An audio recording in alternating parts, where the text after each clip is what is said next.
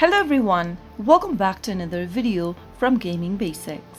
In today's episode, I'm gonna be showing you how to download Brawlhalla application on your Android phone. So let's get started right away. First of all, open your Play Store.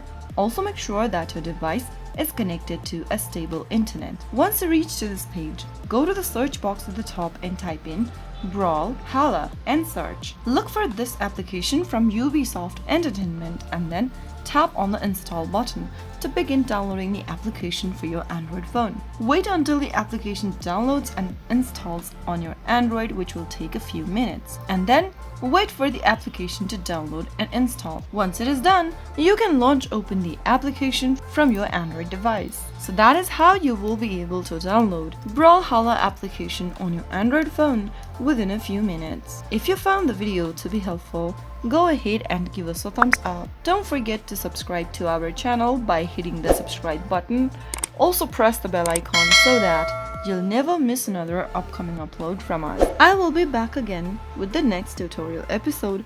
Goodbye till then.